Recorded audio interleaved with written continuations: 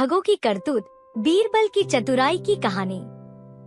Friends, इस video में हम अकबर बीरबल की कहानी ठगों की करतूत शेयर कर रहे हैं।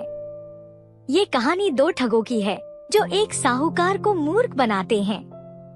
क्या बीरबल अपनी चतुराई से साहूकार को न्याय दिलवा पाता है? जानने के लिए सुनिए पूरी कहानी। दिल्ली में एक ईमानदार साहूकार रहता था। एक बार दो ठग सेठ के भेष में उसके पास आए और साहूकार से बोले, हम दोनों कुछ जेवरात बेचना चाहते हैं। आपसे निवेदन है कि आप उन्हें बिकवा दें। आपकी बड़ी कृपा होगी। साहूकार छलकपट से परे एक सरल स्वभाव का व्यक्ति था। उसने उत्तर दिया, जब तक मैं इन जेवरातों को खरीदारों को दिखाकर उनसे बातचीत न करूं, तब तक मैं आपको नहीं कह सकता कि ये बिकेंगे या नहीं। इसलिए आपको इन जेवरातों को मेरे पास छोड़ना होगा। कल दोपहर तक ग्राहकों से बात कर मैं आपको जानकारी दे दूंगा। सेठ के रूप में आए ठग बोले, आप बेखटक इन जेवरातों को अपने पास रखें, पर एक बात का ध्यान रखें कि जब हम दोनों एक साथ इन जेवरातों को लेने आए, तभी इन्हें लौटाइएगा। एक के आने पर मत लौटाइएगा। साहूकार ने कहा, ऐसा ही होगा। ठग जेवरात साहूकार के हवाले कर वहां से आगे बढ़ गए। 60-70 गज का फासला तय करने के बाद उनमें से एक साहूकार के पास वापस आया और बोला, हम ये जेवरात आपके पास नहीं छोड़ना चाहते।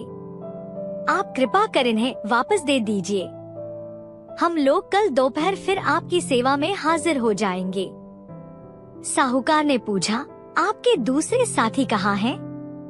उस ठग ने उंगली से अपने दूसरे साथी की ओर इशारा कर साहूकार को बतलाया, उस तिराहे पर मेरा दूसरा साथी अपने एक मित्र से वार्तालाप कर रहा है। उसके कहने पर ही मैं आपके पास आया हूँ। साहूकार ने भी जब दूसरे ठग को तिराहे पर खड़ा देखा, तो उसने विश्वास कर पहले ठग को जेवरात वापस कर दिए। वह ठग जेवरात लेकर चला गया। कुछ समय बीता तो दूसरा ठग साहूकार के पास आया और जेवरात मांगने लगा। इस पर साहूकार बोला, जब आप तिराहे पर अपने मित्र से वार्तालाप कर रहे थे, तब आपका दूसरा साथी आया था और वह जेवरातों को ले गया।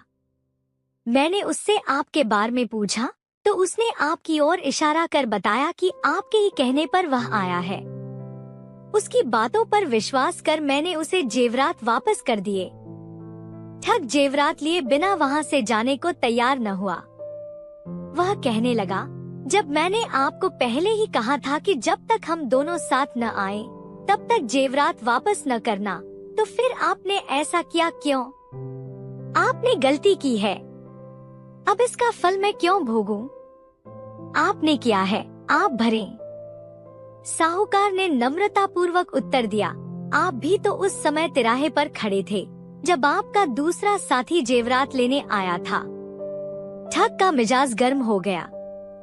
वह तैश में आकर बोला, इससे क्या होता है? क्या मैं कहीं खड़ा नहीं हो सकता? मैंने तो उसे जेवरात लेने भेजा ही नहीं था। दोनों का वाद विवाद बढ़ता चला गया।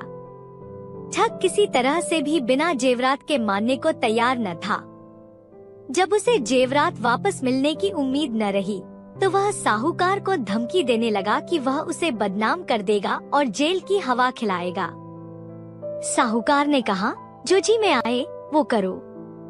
ठग ने शीघ्र ही जाकर बादशाह अकबर के यहाँ न्याय की दरख्वास्त दे दी। अकबर के इस प्रकरण के निपटारे की जिम्मेदारी बीरबल को सौंपी। बीरबल ने आदेश का पालन करते हुए साहूकार को बुलवाया। साहूकार बीरबल के सामने उपस्थित हुआ और सारी बात उसे बताते हुए बड़े बड़े विश्वसनीय महाजनों की गवाही भी दिलवाई। बीरबल को तब यकीन हो गया कि ठग का दावा झूठा है। वह ठग से बोला, जब यह बात तय हुई थी कि तुम और तुम्हारा साथी एक साथ जेवरात लेने आओगे, तभी साहूकार तुम्हें जेवरात वापस देगा। फिर तुम अकेले क्यों आए हो? तुम्हारा दूसरा साथी कहाँ है? ठग को कोई जवाब देते नहीं बना। तब बीरबल ने साहूकार को आज्ञा दी, जाओ, जब दोनों साथ आए तब इन्हें मेरे पास ले आना। अकेले आए तो भी लाना। ठग समझ गया कि अब उसकी कोई चालाकी नहीं चलेगी। लाचार होकर वह वापस चला गया और फिर कभी साहूकार के पास नहीं आया। साहूकार इस न्याय से बहुत खुश हुआ। अकबर ने भी मन ही मन बीरबल की बुद्धि की प्रशंसा की। दोस्तों, आशा है आपको ये बीरबल की चतुराई की कहानी पसंद आई होगी। कहानी पसंद आने पर इसे लाइक कर सकते हैं और अपने फ्रेंड्स के साथ शेयर भी कर सकते हैं। मजेदार अकबर बीरबल स्टोरी इन हिंदी सुनने के लिए हमें सब्सक्राइब जरूर कीजिए।